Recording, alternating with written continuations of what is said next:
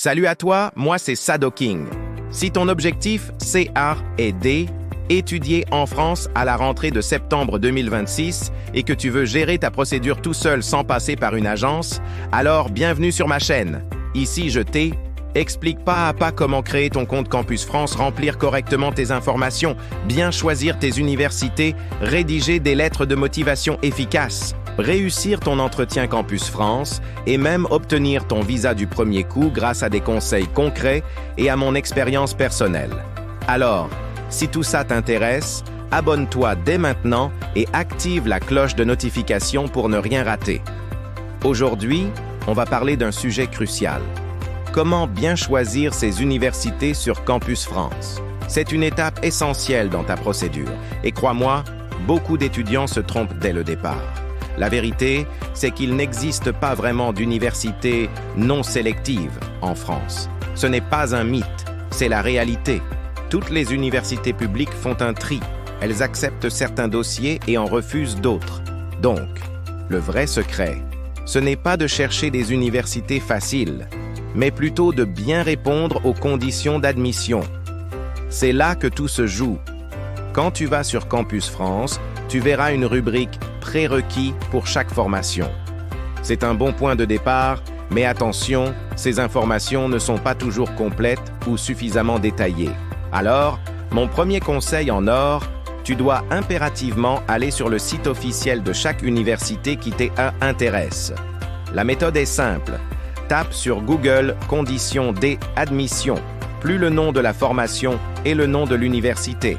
Là, tu auras les informations précises et tu pourras vérifier si ton profil correspond exactement à ce qu'il demande. Si tu respectes les conditions, tu es déjà bien parti.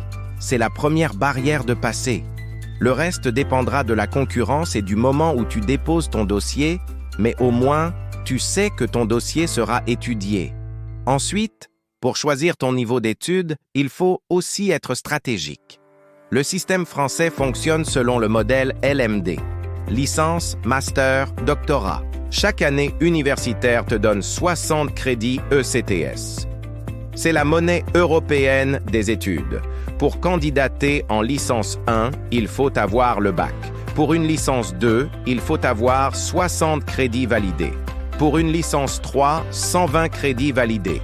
Pour un master 1, tu dois avoir 180 crédits validés, ce qui correspond à une licence complète. Et pour un master 2, il faut avoir validé toutes les matières jusqu'au master 1. Mon deuxième conseil crucial, si tu n'as pas le nombre de crédits requis, ne candidate pas à un niveau supérieur.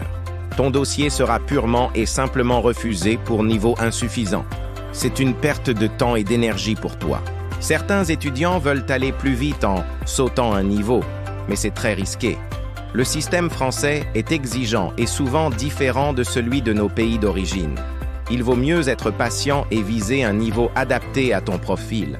Cela te donnera le temps de t'adapter, de construire de bonnes bases académiques et d'exceller.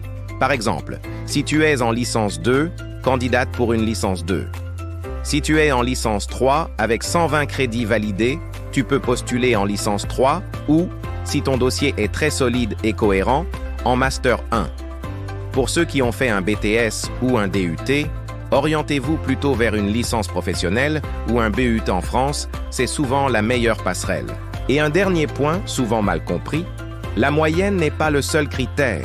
Un étudiant avec une moyenne de 12 peut être accepté, là où un autre avec 15 est refusé. Pourquoi?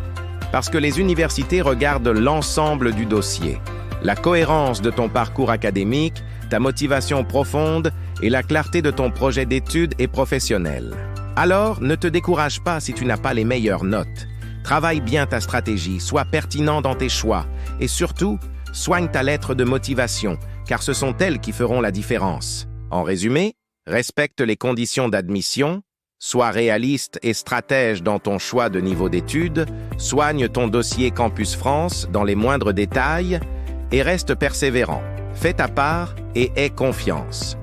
Dans la prochaine vidéo, je vais te montrer comment rédiger une lettre de motivation parfaite pour Campus France, avec des exemples concrets et des astuces qui font mouche. Alors, si tu n'es pas encore abonné, fais-le maintenant pour ne rien rater et active la petite cloche. Et si tu as aimé cette vidéo, n'hésite pas à laisser un pouce bleu et un commentaire pour me dire ce que tu en as pensé.